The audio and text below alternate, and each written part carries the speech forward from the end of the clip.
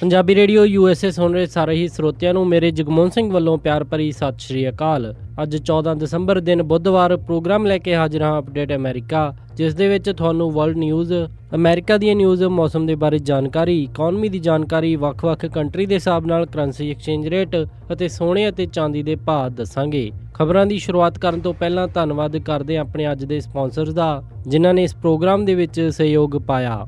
ਅੱਜ ਦੀਆਂ ਖਬਰਾਂ ਨੂੰ ਸਪਾਂਸਰ ਕਰ ਰਹੇ ਹਨ ਖਾਲਸਾ ਇੰਸ਼ੋਰੈਂਸ ਏਜੰਸੀ ਵਾਲੇ ਸੈਨ ਹੋਜ਼ੇ ਤੋਂ, ਜੋ ਕਿ ਹਰ ਪ੍ਰਕਾਰ ਦੀ ਇੰਸ਼ੋਰੈਂਸ ਕਰਦੇ ਹਨ ਅਤੇ ਕਿਸੇ ਵੀ ਤਰ੍ਹਾਂ ਦੀ ਇੰਸ਼ੋਰੈਂਸ ਦੀ ਜਾਣਕਾਰੀ ਦੇ ਲਈ ਤੁਸੀਂ ਇਹਨਾਂ ਨੂੰ ਕਾਲ ਕਰ ਸਕਦੇ ਹੋ 408 272 2500 ਤੇ। ਇਸ ਦੇ ਨਾਲ ਸੰਤੋਖ ਸਿੰਘ ਵਾਸੀ ਪਰਮਜੀਤ ਕੌਰ ਜੀ ਵਾਸੀ ਫਰੀਮੌਂਟ ਤੋਂ, ਮਨਜੀਤ ਸਿੰਘ ਨਰਿੰਦਰ ਕੌਰ ਕਲਾਰ ਜੀ ਕਲੋਵਿਸ ਤੋਂ ਅਤੇ ਕੁਲਵਿੰਦਰ ਕੌਰ ਜੀ। ਜੇਕਰ ਤੁਸੀਂ ਵੀ ਇਸ ਪ੍ਰੋਗਰਾਮ ਨੂੰ ਜਾਂ ਪੰਜਾਬੀ ਰੇਡੀਓ USA ਦੇ ਕਿਸੇ ਵੀ ਹੋਰ ਪ੍ਰੋਗਰਾਮ ਨੂੰ ਸਪਾਂਸਰ ਕਰਨਾ ਚਾਹੁੰਦੇ ਹੋ ਤਾਂ ਤੁਸੀਂ ਕਾਲ ਕਰ ਸਕਦੇ ਹੋ 408 722 7698 ਤੇ, ਜਾਂ ਫਿਰ ਈਮੇਲ ਕਰ ਸਕਦੇ ਹੋ ਸਾਡੇ ਈਮੇਲ ਐਡਰੈਸ info@punjabiradiousa.com ਤੇ।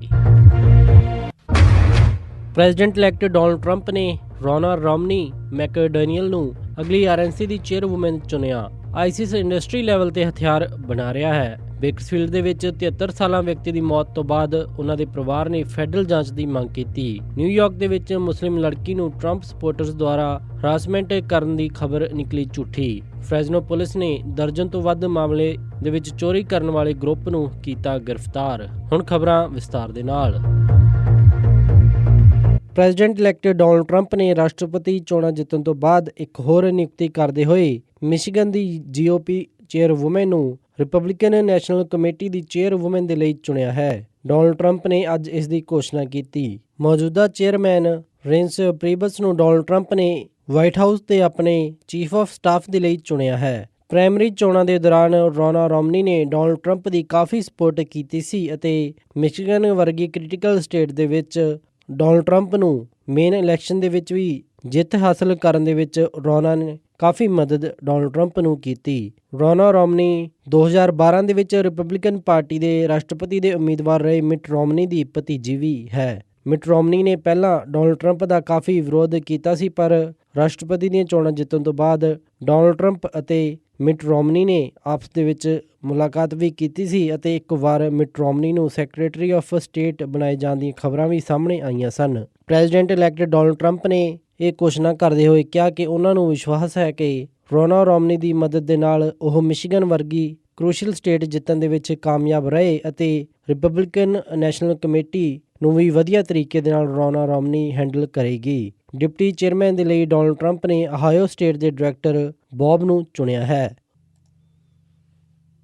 ਇਸਲਾਮਿਕ ਅੱਤਵਾਦੀ ਗਰੁੱਪ ਇਰਾਕ ਦੇ ਸ਼ਹਿਰ ਮੋਜ਼ਲ ਦੇ ਆਸ-ਪਾਸ ਵੱਡੇ ਪੱਧਰ ਦੇ ਉੱਤੇ ਹਥਿਆਰ ਬਣਾ ਰਿਹਾ ਹੈ ਅਤੇ ਇਹਨਾਂ ਤੋਂ ਮੋਟੀ ਕਮਾਈ ਕਰ ਰਿਹਾ ਹੈ। ਦੱਸਿਆ ਜਾ ਰਿਹਾ ਹੈ ਕਿ ਇਹ ਹਥਿਆਰ ਬਲਕ ਦੇ ਵਿੱਚ ਟਰਕੀ ਦੁਆਰਾ ਖਰੀਦੇ ਜਾ ਰਹੇ ਹਨ। ਲੰਡਨ ਬੇਸ ਇੱਕ ਆਰਮ ਗਰੁੱਪ ਨੇ ਇਹ ਰਿਪੋਰਟ ਜਾਰੀ ਕੀਤੀ, ਜਿਸ ਦੇ ਵਿੱਚ ਇਹ ਸਾਹਮਣੇ ਆਇਆ ਕਿ ISIS ਕਿਸ ਤਰ੍ਹਾਂ ਇੰਡਸਟਰੀ ਲੈਵਲ ਦੇ ਉੱਤੇ ਹਥਿਆਰਾਂ ਦੀ ਮੈਨੂਫੈਕਚਰਿੰਗ ਕਰ ਰਿਹਾ ਹੈ। ਉਹਨਾਂ ਨੇ ਆਪਣੀ ਜਾਰੀ ਕੀਤੀ ਇਸ ਰਿਪੋਰਟ ਦੇ ਵਿੱਚ ਦੱਸਿਆ ਕਿ ISIS ਨੇ ਇੱਕ ਪੂਰੀ ਰਿਲਾਇਬਲ ਸਪਲਾਈ ਚੇਨ ਇਰਾਕ ਤੋਂ ਲੈ ਕੇ ਟਰਕੀ ਤੱਕ ਬਣਾ ਰੱਖੀ ਹੈ, ਜਿਸ ਦੇ ਨਾਲ ਹਜ਼ਾਰਾਂ ਦੀ ਗਿਣਤੀ ਦੇ ਵਿੱਚ ਉਹ ਹਥਿਆਰ ਬਣਾ ਰਹੇ ਹਨ ਅਤੇ ਵੇਚ ਰਹੇ ਹਨ। ਇਰਾਕੀ ਫੋਰਸਿਸ ਮੋਜ਼ਲ ਸ਼ਹਿਰ ਦੇ ਵੱਲ ਕਬਜ਼ਾ ਕਰਨ ਦੇ ਲਈ ਵਧ ਰਹੀਆਂ ਹਨ। ਇਸ ਦੇ ਨਾਲ ਉਹਨਾਂ ਦੀ ਹਥਿਆਰਾਂ ਦੀ ਸਪਲਾਈ ਨੂੰ ਫਰਕ ਪਿਆ ਹੈ, ਪਰ ਫਿਰ ਵੀ ISIS ਪਲਾਨ ਦੇ ਮੁਤਾਬਿਕ ਕਾਫੀ ਕੁਝ ਹਥਿਆਰ ਪਹਿਲਾਂ ਹੀ ਟਰਕੀ ਦੇ ਵੱਲ ਨੂੰ ਭੇਜ ਚੁੱਕਿਆ ਹੈ ਅਤੇ ਇਸ ਗਰੁੱਪ ਦਾ ਇਹ ਵੀ ਕਹਿਣਾ ਹੈ ਕਿ ਆਪਣੇ ਸਕਿਲਡ ਟ੍ਰੇਨਡ ਵਰਕਰ ਅਤੇ ਹਾਈ ਪ੍ਰੋਫਾਈਲ ਨੇਤਾ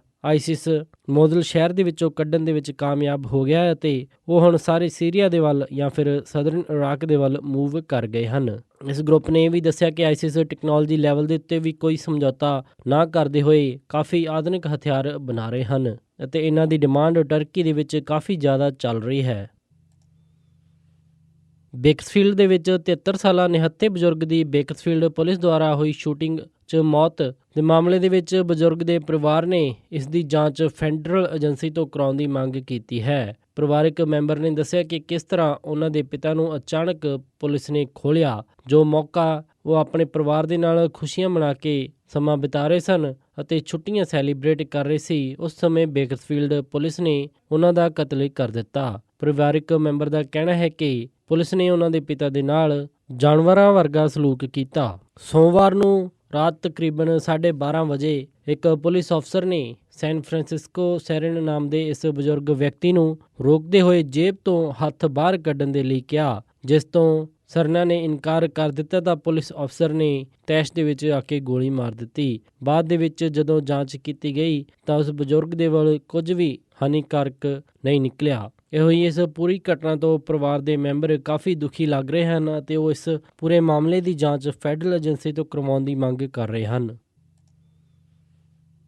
ਨਿਊਯਾਰਕ ਦੇ ਵਿੱਚ ਟਰੰਪ ਸਪੋਰਟਰਸ ਦੁਆਰਾ ਸਬਵੇ ਦੇ ਉੱਤੇ ਇੱਕ ਮੁਸਲਿਮ ਮਹਿਲਾ ਯੈਸਮੀਨ ਦੇ ਕੀਤੀ ਗਈ ਹਰਾਸਮੈਂਟ ਦੀ ਖਬਰ ਹੁਣ ਗਲਤ ਨਿਕਲੀ। ਨਿਊਯਾਰਕ ਦੇ ਸਿਟੀ ਪੁਲਿਸ ਡਿਪਾਰਟਮੈਂਟ ਨੇ ਯੈਸਮੀਨ, ਜਿਸ ਦੀ ਕਿ ਉਮਰ 18 ਸਾਲ, ਉਹ ਬਰੂਚ ਕਾਲਜ ਦੀ ਸਟੂਡੈਂਟ ਹੈ, ਉਸਨੂੰ ਝੂਠੀ ਰਿਪੋਰਟ ਦਰਜ ਕਰਾਉਣ ਦੇ ਮਾਮਲੇ ਦੇ ਵਿੱਚ ਗ੍ਰਿਫਤਾਰ ਕੀਤਾ ਹੈ। ਉਸਨੇ 1 ਦਸੰਬਰ ਨੂੰ ਇਹ ਰਿਪੋਰਟ ਦਰਜ ਕਰਵਾਈ ਸੀ ਕਿ ਡੋਨਲਡ ਟਰੰਪ ਦੇ ਸਪੋਰਟਰਸ ਨੇ ਉਹਨਾਂ ਨੂੰ ਵਰਬਲੀ ਅਬਿਊਜ਼ ਕੀਤਾ ਜਦੋਂ ਉਹ ਸਬਵੇ ਦੇ ਨਜ਼ਦੀਕ ਤਕਰੀਬਨ ਰਾਤ ਨੂੰ 10 ਵਜੇ ਆਪਣੀ ਇੱਕ ਕਾਲਜ ਇਵੈਂਟ ਦੇ ਲਈ ਜਾ ਰਹੀ ਸੀ। ਯੈਸਮੀਨ ਨੇ ਆਪਣੀ ਰਿਪੋਰਟ ਦੇ ਵਿੱਚ ਦਰਜ ਕਰਵਾਇਆ ਕਿ ਉਹਨਾਂ 3 ਵਿਅਕਤੀਆਂ ਨੇ ਸ਼ਾਊਟ ਕਰਦੇ ਹੋਏ ਉਸ ਨੂੰ ਅੱਤਵਾਦੀ ਕਿਹਾ ਸੀ ਅਤੇ ਬਾਅਦ ਦੇ ਵਿੱਚ ਉਸ ਦਾ ਹੈੱਡ ਸਕਾਰਫ ਵੀ ਉਹਨਾਂ ਨੇ ਖਿੱਚਿਆ। ਪੁਲਿਸ ਨੇ ਦੱਸਿਆ ਕਿ ਉਸ ਲੜਕੀ ਦੇ ਕੋਲ ਕਾਫੀ ਮੌਕੇ ਸੀ ਜਦੋਂ ਉਹ ਪੁਲਿਸ ਨੂੰ ਸੱਚ ਦੱਸ ਸਕਦੀ ਸੀ, ਪਰ ਉਸਨੇ ਇਹ ਸਟੋਰੀ ਘੁਮਾ ਫਿਰਾ ਕੇ ਪੁਲਿਸ ਨੂੰ ਦੱਸੀ। ਦੱਸਿਆ ਜਾਂਦਾ ਹੈ ਕਿ ਯਾਸਮੀਨ ਆਪਣਾ ਘਰ ਛੱਡ ਕੇ ਜਾ ਰਹੀ ਸੀ ਅਤੇ ਉਸਦੇ ਪਿਤਾ ਨੇ ਕਈ ਦਿਨਾਂ ਤੋਂ ਉਸਦੀ ਗੁੰਮਸ਼ੁਦਗੀ ਦੀ ਰਿਪੋਰਟ ਦਰਜ ਕਰਵਾਈ ਸੀ। ਹੁਣ ਸਵਾਲ ਇੱਕ ਇਹ ਵੀ ਖੜਾ ਹੁੰਦਾ ਹੈ ਕਿ ਜੇਕਰ ਇਸ ਤਰ੍ਹਾਂ ਦੀਆਂ ਹਰੈਸਮੈਂਟ ਦੀਆਂ ਖਬਰਾਂ ਝੂਠੀਆਂ ਨਿਕਲਦੀਆਂ ਹਨ ਅਤੇ ਜੇਕਰ ਕੱਲ੍ਹ ਨੂੰ ਕਿਸੇ ਦੇ ਨਾਲ ਸੱਚੀ ਮੁੱਚੀ ਹਰੈਸਮੈਂਟ ਹੁੰਦੀ ਹੈ ਤਾਂ ਪੁਲਿਸ ਉਸ ਦੇ ਉੱਤੇ ਕਿੰਨਾ ਯਕੀਨ ਕਰਕੇ ਫੈਸਲਾ ਕਰੇਗੀ। ਇਹ ਉਹਨਾਂ ਲੋਕਾਂ ਦੇ ਲਈ ਮੁਸ਼ਕਲ ਪੈਦਾ ਕਰੇਗਾ ਜਿਨ੍ਹਾਂ ਦੇ ਨਾਲ ਸੱਚਮੁੱਚ ਦੇ ਵਿੱਚ ਕਿਸੇ ਤਰ੍ਹਾਂ ਦੀ ਹਰੈਸਮੈਂਟ ਹੋਵੇ। ਫਰੈਜ਼ਨੋ ਦੇ ਵਿੱਚ ਪੁਲਿਸ ਨੇ ਇੱਕ ਗਰੁੱਪ ਨੂੰ ਗ੍ਰਿਫਤਾਰ ਕੀਤਾ ਹੈ ਜਿਨ੍ਹਾਂ ਦੇ ਉੱਤੇ ਕਈ ਦਰਜਨ ਚੋਰੀਆਂ ਕਰਨ ਦਾ ਇਲਜ਼ਾਮ ਹੈ। ਕੇਵਿਨ ਰੋਬਿਨਸਨ, ਜੋਸ਼ੂਆ ਡੈਨੀਅਲਜ਼ ਅਤੇ ਜੈਸਮਿਨ ਐਡਮਜ਼, ਇਹਨਾਂ ਸਾਰਿਆਂ ਦੇ ਉੱਤੇ ਹੀ ਪੁਲਿਸ ਦੁਆਰਾ ਮਲਟੀਪਲ ਚਾਰजेस ਲਾਏ ਗਏ ਹਨ ਜਿਨ੍ਹਾਂ ਦੇ ਤਹਿਤ ਉਹਨਾਂ ਨੂੰ ਉਮਰ ਕੈਦ ਤੱਕ ਹੋ ਸਕਦੀ ਹੈ। ਦੱਸਿਆ ਜਾਂਦਾ ਹੈ ਕਿ ਇਹ ਗਰੁੱਪ ਸਾਊਥ ਈਸਟ ਫਰੈਜ਼ਨੋ ਦੇ ਵਿੱਚ ਜ਼ਿਆਦਾਤਰ ਏਸ਼ੀਅਨ ਅਮਰੀਕਨਜ਼ ਨੂੰ ਟਾਰਗੇਟ ਕਰਦੇ ਸਨ ਅਤੇ ਉਹਨਾਂ ਦੇ ਸਟੋਰ ਤੇ ਉੱਤੇ ਹੀ ਚੋਰੀ ਅਤੇ ਲੁੱਟ-ਪਾਟ ਕਰਦੇ ਸਨ। ਫਰੈਜ਼ਨੋ ਪੁਲਿਸ ਚੀਫ ਜੈਰੀ ਡਾਇਰ ਨੇ ਦੱਸਿਆ ਕਿ ਇਹਨਾਂ ਨੇ ਸਿਰਫ ਇੱਕੋ ਗਰੁੱਪ ਨੂੰ, ਇੱਕੋ ਕਮਿਊਨਿਟੀ ਨੂੰ ਖਾਸ ਕਰਕੇ ਟਾਰਗੇਟ ਕਿਸ ਦੇ ਲਈ ਕੀਤਾ ਇਸ ਦੇ ਬਾਰੇ ਉਹ ਕੁਝ ਨਹੀਂ ਕਹਿ ਸਕਦੇ, ਪਰ ਇਹ ਲਗਾਤਾਰ ਏਸ਼ੀਅਨ ਅਮਰੀਕਨ ਕਮਿਊਨਿਟੀ ਨੂੰ ਟਾਰਗੇਟ ਕਰਦੇ ਆ ਰਹੇ ਸਨ। ਇਹਨਾਂ ਨੇ ਖਾਸ ਕਰਕੇ ਉਹ ਸਮਾਲ ਬਿਜ਼ਨਸ ਓਨਰਜ਼ ਟਾਰਗੇਟ ਆਪਣੇ ਬਣਾਏ ਜਿਨ੍ਹਾਂ ਦੇ ਕੋਲ ਵੱਡੀ ਮਾਤਰਾ ਦੇ ਵਿੱਚ ਕੈਸ਼ ਅਮਾਊਂਟ ਹੁੰਦਾ ਸੀ। ਜਾਂਚ ਦੇ ਵਿੱਚ ਸਾਹਮਣੇ ਆਇਆ ਹੈ ਕਿ ਇਹਨਾਂ ਨੇ ਕੁੱਲ 14 ਰੋਬਰੀ ਦੀਆਂ ਵਾਰਦਾਤਾਂ ਨੂੰ ਅੰਜਾਮ ਦਿੱਤਾ ਅਤੇ ਕੁੱਲ ਮਿਲਾ ਕੇ 21 ਇਹਨਾਂ ਦੇ ਵਿਕਟਿਮਸ ਰਹੇ। ਇਸ ਗਰੁੱਪ ਦੇ ਦੁਆਰਾ ਜ਼ਿਆਦਾਤਰ ਕੀਤੀ ਗਈ ਲੁੱਟ-ਪਾਟ ਫਰੈਜ਼ਨੋ ਪੁਲਿਸ ਨੇ ਆਪਣੇ ਕਬਜ਼ੇ ਦੇ ਵਿੱਚ ਕਰ ਲਈ ਹੈ। ਬੇ ਏਰੀਆ ਦੇ ਵਿੱਚ ਸੈਨ ਪਾਬਲੋ ਦੇ ਵਿੱਚ ਪੁਲਿਸ 32 ਸਾਲ ਦੀ ਉਮਰ ਦੇ ਵਿਅਕਤੀ ਦੀ ਇੱਕ ਸ਼ੂਟਿੰਗ ਮਾਮਲੇ ਦੇ ਵਿੱਚ ਹੋਈ ਮੌਤ ਦੀ ਜਾਂਚ ਕਰ ਰਹੀ ਹੈ। ਮੰਗਲਵਾਰ ਰਾਤ ਨੂੰ ਇਹ ਹਾਦਸਾ ਹੋਇਆ ਜਿਸ ਦੇ ਵਿੱਚ ਇੱਕ ਸ਼ੂਟਿੰਗ ਦੇ ਦੌਰਾਨ ਇੱਕ ਵਿਅਕਤੀ ਦੀ ਮੌਤ ਹੋ ਗਈ। ਪੁਲਿਸ ਨੇ ਦੱਸਿਆ ਕਿ ਰਾਤ ਨੂੰ ਤਕਰੀਬਨ 11:30 ਵਜੇ ਉਹਨਾਂ ਨੂੰ ਫਾਇਰਿੰਗ ਦੇ ਸ਼ਾਟ ਸੁਣਾਈ ਦਿੱਤੇ ਜੋ ਕਿ ਮਾਈਨਰ ਐਵੀਨਿਊ ਦੇ ਕੋਲ 1400 ਬਲਾਕ ਦੇ ਉੱਤੇ ਹੋਏ। ਪੁਲਿਸ ਜਦੋਂ ਘਟਨਾ ਦੇ ਉੱਤੇ ਪਹੁੰਚੀ ਤਾਂ ਮੌਕੇ ਦੇ ਉੱਤੇ ਬ੍ਰੋਡਰਿਕ ਟਾਇਸਨ ਨੂੰ ਗੋਲੀ ਲੱਗੀ ਹੋਈ ਸੀ। ਉਸ ਨੂੰ ਫੌਰਨ ਹਸਪੀਟਲ ਲੈ ਕੇ ਜਾਇਆ ਗਿਆ ਪਰ ਹਸਪੀਟਲ ਪਹੁੰਚਣ ਤੇ ਉਸ ਦੀ ਮੌਤ ਹੋ ਗਈ। ਇਸ ਦੇ ਬਾਰੇ ਪੁਲਿਸ ਨੇ ਹੋਰ ਜ਼ਿਆਦਾ ਜਾਣਕਾਰੀ ਨਹੀਂ ਦਿੱਤੀ ਅਤੇ ਉਹਨਾਂ ਨੇ ਕਿਹਾ ਕਿ ਇਸ ਦੀ ਜਾਂਚ ਪੁਲਿਸ ਕਰ ਰਹੀ ਹੈ। ਜਿਵੇਂ ਹੀ ਇਸ ਜਾਂਚ ਦੇ ਵਿੱਚ ਉਹਨਾਂ ਨੂੰ ਕੁਝ ਹੋਰ ਮਿਲਦਾ ਹੈ ਤਾਂ ਉਹ ਮੀਡੀਆ ਦੇ ਨਾਲ ਸਾਂਝਾ ਕਰੇਗੀ। ਇਹ ਸਨ ਅੱਜ ਦੀਆਂ ਕੁਝ ਖਾਸ ਖਬਰਾਂ। ਹੁਣ ਵੱਧਦੇ ਹਾਂ ਮੌਸਮ ਦੀ ਜਾਣਕਾਰੀ ਦੇ ਵੱਲ। ਵੀਰਵਾਰ ਨੂੰ ਸੈਨ ਹੋਜ਼ੇ ਦੇ ਵਿੱਚ ਹਾਈ ਟੈਂਪਰੇਚਰ ਰਹੇਗਾ 61 ਡਿਗਰੀ ਅਤੇ ਰਾਤ ਨੂੰ ਲੋ ਟੈਂਪਰੇਚਰ 49 ਡਿਗਰੀ। ਕੱਲ੍ਹ ਨੂੰ ਮੀਂਹ ਪੈਣ ਦੀ ਪੂਰੀ ਸੰਭਾਵਨਾ ਹੈ। ਸੈਨ ਫਰਾਂਸਿਸਕੋ ਦੇ ਵਿੱਚ 59 ਡਿਗਰੀ ਹਾਈ ਅਤੇ ਰਾਤ ਨੂੰ 47 ਡਿਗਰੀ ਲੋ। ਸੈਕਰਾਮੈਂਟੋ ਦੇ ਵਿੱਚ 57 ਡਿਗਰੀ ਹਾਈ ਅਤੇ ਰਾਤ ਨੂੰ 43 ਡਿਗਰੀ ਲੋ ਰਹੇਗਾ। ਯੂਬਾ ਸਿਟੀ ਦੇ ਵਿੱਚ 57 ਡਿਗਰੀ ਹਾਈ ਅਤੇ ਰਾਤ ਨੂੰ 44 ਡਿਗਰੀ ਲੋ। ਮੀਂਹ ਪੈਣ ਦੀ ਪੂਰੀ ਸੰਭਾਵਨਾ ਬਣੀ ਰਹੇਗੀ। ਸਟਾਕਟਨ ਦੇ ਵਿੱਚ 58 ਡਿਗਰੀ ਹਾਈ ਅਤੇ ਰਾਤ ਨੂੰ 46 ਡਿਗਰੀ ਲੋ।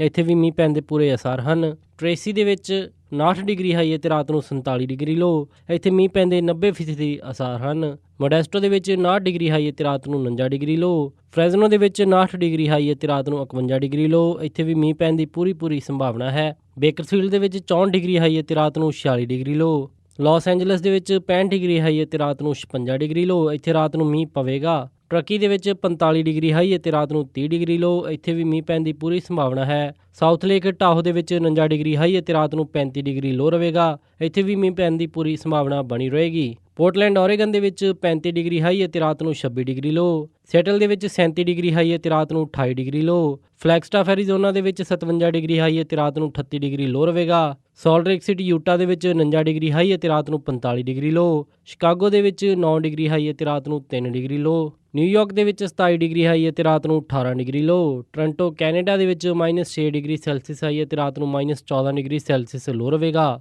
ਵਿਨੀਪੈਗ ਦੇ ਵਿੱਚ -18 ਡਿਗਰੀ ਸੈਲਸੀਅਸ ਹਾਈ ਹੈ ਤੇ ਰਾਤ ਨੂੰ -22 ਡਿਗਰੀ ਸੈਲਸੀਅਸ ਲੋ। ਕੈਲਗਰੀ ਦੇ ਵਿੱਚ -16 ਡਿਗਰੀ ਸੈਲਸੀਅਸ ਹਾਈ ਹੈ ਤੇ ਰਾਤ ਨੂੰ -23 ਡਿਗਰੀ ਸੈਲਸੀਅਸ ਲੋ। ਵੈਨਕੂਵਰ ਦੇ ਵਿੱਚ 0 ਡਿਗਰੀ ਸੈਲਸੀਅਸ ਹਾਈ ਹੈ ਤੇ ਰਾਤ ਨੂੰ -10 ਡਿਗਰੀ ਸੈਲਸੀਅਸ ਲੋ ਰਹੇਗਾ। ਪੰਜਾਬ ਅੰਮ੍ਰਿਤਸਰ ਦੇ ਵਿੱਚ 23 ਡਿਗਰੀ ਸੈਲਸੀਅਸ ਹਾਈ ਹੈ ਤੇ ਰਾਤ ਨੂੰ 6 ਡਿਗਰੀ ਸੈਲਸੀਅਸ ਲੋ। ਮੈਲਬਰਨ ਆਸਟ੍ਰੇਲੀਆ ਦੇ ਵਿੱਚ 20 ਡਿਗਰੀ ਸੈਲਸੀਅਸ ਹਾਈ ਹੈ ਤੇ ਰਾਤ ਨੂੰ 8 ਡਿਗਰੀ ਸੈਲਸੀਅਸ ਲੋ। ਲੰਡਨ ਦੇ ਵਿੱਚ 11 ਡਿਗਰੀ ਸੈਲਸੀਅਸ ਹਾਈ ਹੈ ਤੇ ਰਾਤ ਨੂੰ 7 ਡਿਗਰੀ ਸੈਲਸੀਅਸ ਲੋ। ਬਰਲਿਨ ਦੇ ਵਿੱਚ 3 ਡਿਗਰੀ ਸੈਲਸੀਅਸ ਹਾਈ ਹੈ ਤੇ ਰਾਤ ਨੂੰ -2 ਡਿਗਰੀ ਸੈਲਸੀਅਸ ਲੋ। ਅਤੇ ਫਰਾਂਸ ਪੈਰਿਸ ਦੇ ਵਿੱਚ 8 ਡਿਗਰੀ ਸੈਲਸੀਅਸ ਹਾਈ ਹੈ ਤੇ ਰਾਤ ਨੂੰ 3 ਡਿਗਰੀ ਸੈਲਸੀਅਸ ਲੋ ਰਹੇਗਾ। ਇਸੀ ਮੌਸਮ ਦੀ ਜਾਣਕਾਰੀ। ਹੁਣ ਵਧਦੇ ਹਾਂ ਸਟਾਕ ਮਾਰਕੀਟ ਦੀ ਇਨਫੋਰਮੇਸ਼ਨ ਦੇ ਵੱਲ। ਬੁੱਧਵਾਰ ਨੂੰ ਕਲੋਜ਼ਿੰਗ ਦੇ ਸਮੇਂ ਡਾਓ ਜੋਨਸ 118 ਅੰਕਾਂ ਦੀ ਗਿਰਾਵਟ ਦੇ ਨਾਲ 19,792.53 ਤੇ ਬੰਦ ਹੋਇਆ। ਨੈਸਡੈਕ 27 ਅੰਕਾਂ ਦੀ ਗਿਰਾਵਟ ਦੇ ਨਾਲ 5436.67 ਤੇ ਬੰਦ ਹੋਇਆ। S&P 18 ਅੰਕਾਂ ਦੀ ਗਿਰਾਵਟ ਦੇ ਨਾਲ 2253.28 ਤੇ ਬੰਦ ਹੋਇਆ। ਵਿਲਸ਼ਾਇਰ 5201 ਅੰਕ ਦੀ ਗਿਰਾਵਟ ਦੇ ਨਾਲ 23,544.17 ਤੇ ਬੰਦ ਹੋਇਆ। ਅੱਜ ਦਾ ਸਭ ਤੋਂ ਮਸ਼ਹੂਰ ਸਟਾਕ ਜਨਰਲ ਮੋਟਰਸ ਦਾ ਰਿਹਾ, ਜਿਸ ਦੀ ਕੀਮਤ 35.95 ਰਹੀ। ਕਰੰਸੀ ਐਕਸਚੇਂਜ ਰੇਟ ਦੇ ਵਿੱਚ ਇੱਕ US ਡਾਲਰ ਦੀ ਕੀਮਤ ਰਹੀ 67 ਰੁਪਏ 83 ਪੈਸੇ, ਇੱਕ ਕੈਨੇਡੀਅਨ ਡਾਲਰ ਦੀ ਕੀਮਤ ਰਹੀ 50 ਰੁਪਏ 99 ਪੈਸੇ, ਇੱਕ ਬ੍ਰਿਟਿਸ਼ ਪਾਉਂਡ ਦੀ ਕੀਮਤ ਰਹੀ 85 ਰੁਪਏ 7 ਪੈਸੇ, ਇੱਕ ਆਸਟ੍ਰੇਲੀਅਨ ਡਾਲਰ ਦੀ ਕੀਮਤ ਰਹੀ 50 ਰੁਪਏ 36 ਪੈਸੇ, ਇੱਕ ਯੂਰੋ ਦੀ ਕੀਮਤ ਰਹੀ 71 ਰੁਪਏ 21 ਪੈਸੇ, ਇੱਕ ਨਿਊਜ਼ੀਲੈਂਡ ਡਾਲਰ ਦੀ ਕੀਮਤ ਰਹੀ 48 ਰੁਪਏ 18 ਪੈਸੇ, ਇੱਕ ਸਿੰਗਾਪੁਰ ਡਾਲਰ ਦੀ ਕੀਮਤ ਰਹੀ 47 ਰੁਪਏ 16 ਪੈਸੇ, ਇੱਕ ਬਹਿਰੀਨੀ ਦਿਨਾਰ ਦੀ ਕੀਮਤ ਰਹੀ 179 ਰੁਪਏ 98 ਪੈਸੇ ਅਤੇ ਇੱਕ ਕੁਵੈਤੀ ਦਿਨਾਰ ਦੀ ਕੀਮਤ ਰਹੀ 222 ਰੁਪਏ 26 ਪੈਸੇ। ਸੋਨੇ ਦਾ ਰੇਟ $1141.88 ਪਰ ਆਉਂਸ ਰਿਹਾ ਅਤੇ ਚਾਂਦੀ $16.78 ਪਰ ਆਉਂਸ ਰਹੀ। ਇਸੇ ਦੇ ਨਾਲ ਅੱਜ ਦਾ ਇਹ ਖਬਰਾਂ ਦਾ ਬੁਲੇਟਿਨ ਇੱਥੇ ਹੀ ਸਮਾਪਤ ਕਰਦੇ ਹਾਂ। ਇਜਾਜ਼ਤ ਦਿਓ। ਉਮੀਦ ਹੈ ਕਿ ਤੁਹਾਨੂੰ ਅੱਜ ਦਾ ਇਹ ਪ੍ਰੋਗਰਾਮ ਪਸੰਦ ਆਇਆ ਹੋਵੇਗਾ। ਕਿਸੇ ਵੀ ਤਰ੍ਹਾਂ ਦੇ ਫੀਡਬੈਕ ਦੇ ਲਈ ਤੁਸੀਂ ਸਾਨੂੰ ਕਾਲ ਕਰ ਸਕਦੇ ਹੋ 408-272-5200 ਤੇ, ਜਾਂ ਫਿਰ ਈਮੇਲ ਕਰ ਸਕਦੇ ਹੋ ਸਾਡੇ ਈਮੇਲ ਐਡਰੈਸ info@punjabiradiousa.com ਤੇ। ਇੱਕ ਵਾਰੀ ਫਿਰ ਸਾਰੇ ਸਪਾਂਸਰਸ ਦਾ ਬਹੁਤ ਧੰਨਵਾਦ। ਮਿਲਦੇ ਹਾਂ ਅਪਡੇਟ ਅਮਰੀਕਾ ਦੇ ਅਗਲੇ ਅੰਕ ਵਿੱਚ। ਤਦ ਤੱਕ ਲਈ ਸਾਰਿਆਂ ਨੂੰ ਪਿਆਰ ਅਤੇ ਸਤਿਕਾਰ ਭਰੀ ਸਤਿ ਸ਼੍ਰੀ ਅਕਾਲ। ਸੁਣਦੇ ਰਹੋ ਪੰਜਾਬੀ ਰੇਡੀਓ USA।